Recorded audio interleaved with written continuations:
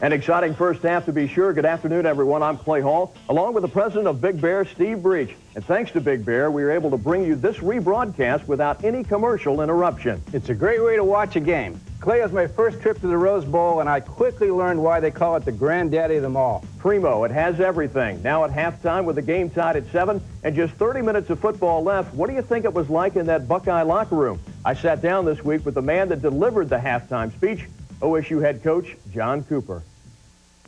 Great ball game at halftime, 7-7. We're with a couple of the heroes of this great ball game, head coach John Cooper and Joe Germaine. We're at Woody Hayes, home of the Buckeyes, in the war room, the recruiting room for the Bucks. And let's talk a little football here, guys.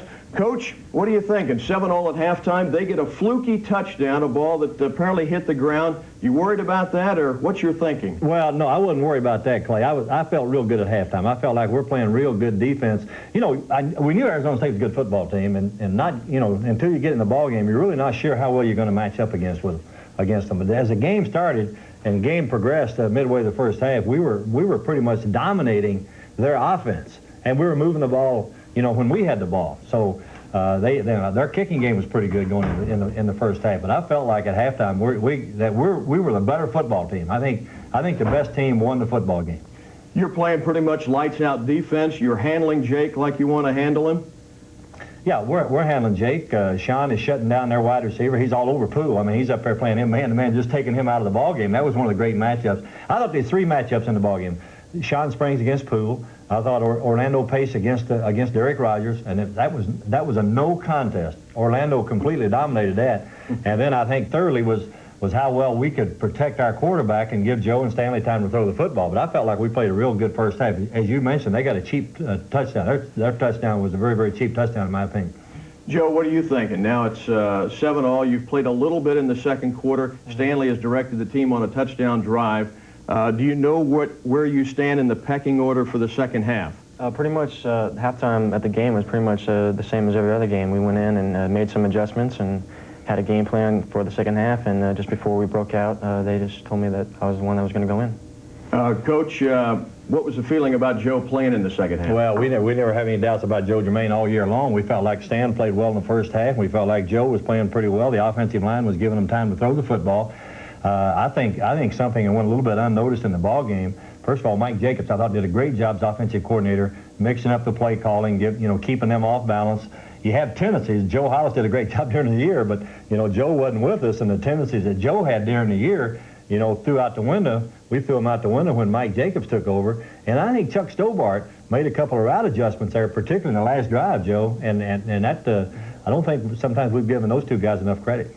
Let's talk about the TD pass to Stanley that puts you up 14-10. Tell us about the route. You found him, and the DB, I think, slipped down, and just as he caught it, and he's gone. Yeah, Demetrius ran a great route. It was a post pattern, and they're playing him man-to-man coverage like they did all game. And I think the most important thing about that route is that he ran him down, and then he kind of broke away from him, kind of flattened, and that gave him separation. And the line did a great job protecting, and I was fortunate to get the ball to him. Joe, I don't know how in the world they got a nickelback.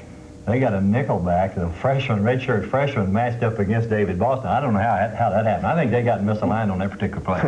So it goes for a touchdown. Buckeyes up 14-10. Jake slithers in the final couple of minutes. Coach, and you're thinking, wow, we had this guy contained. We're playing great defense, and first of all, 4th down and 3 yards to go, and he throws a great fade route to catch the ball on the 8-yard line. Then we stop him for a couple downs. 3rd down and 11 yards to go.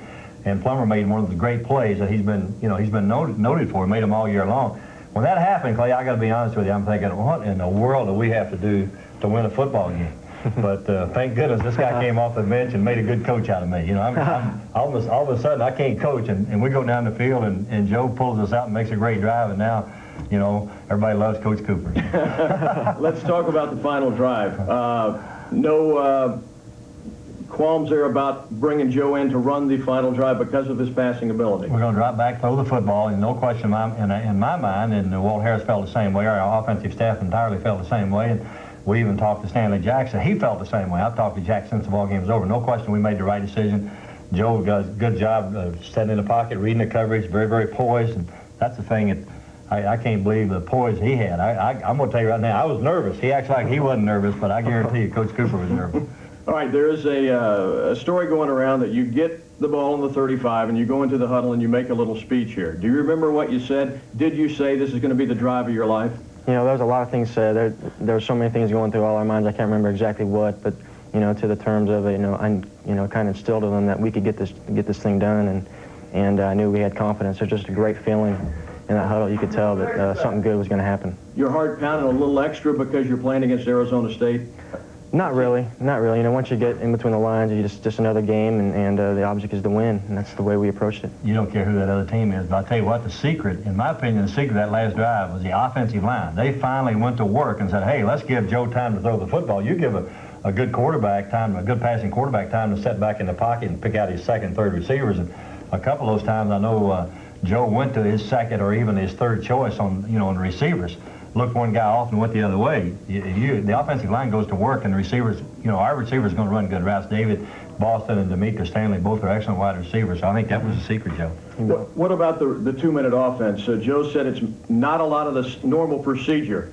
He calls most of the plays. In that case, you don't have time to go through the regular protocol. Clay, that's something that we worked on every Thursday during the season. We rehearsed that. Now, we didn't have to use it a lot during the season, because of our offense dominating some of those games, but I know Joe will back me up and say that's something that we just didn't pick that out of the hat. That's something that's been in the game plan we worked on all season long. Mm-hmm. As you made the throws, you never had to go to fourth down. You had a couple of drops there. What are you thinking?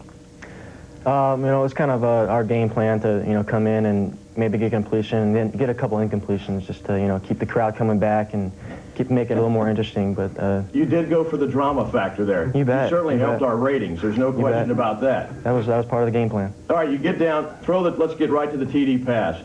Their DB makes a move back. Were you surprised David was so open? A little bit. That's one of our best routes we run down the goal line. It's called a smash route, and Demetrius was lined up inside, and he was going to run a corner, and the guy on David kind of dropped back, anticipating that, and he was wide open. Yeah, and Demetrius made a good adjustment. He didn't really run the smash route. He stayed inside and kept his guy inside, which meant David was man-to-man against the nickel coverage, that number 23. He looked like he was in space. He didn't know whether he was playing man coverage or zone or whatever, and David made a great move on that particular play. He sure did. Let's talk about one other play when I think everybody in the country said, run the football, Joe. He's got 15, 20 yards of green in front of him. Yet, I felt he made the heady play. He only had one timeout. He threw the ball where only the Buckeye could catch it, and he keeps the clock stopped.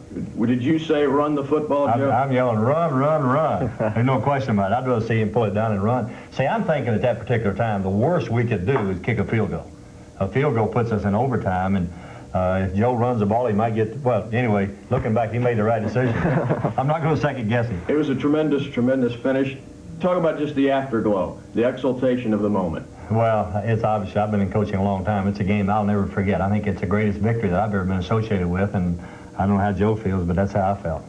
And to beat the Sun Devils where you grew up? Yeah, what a great feeling. Just the whole week, the way they treated us, and the whole game, no matter who it would be against, just to be a part of it and win, just a great feeling. Gentlemen, we enjoyed it. Coach? Well, I started to say we beat a great football team. Arizona State deserves credit. They were 11-0, undefeated, number 2 ranked team in the country. If we don't beat them, they win the national championship. So it was a great victory for us.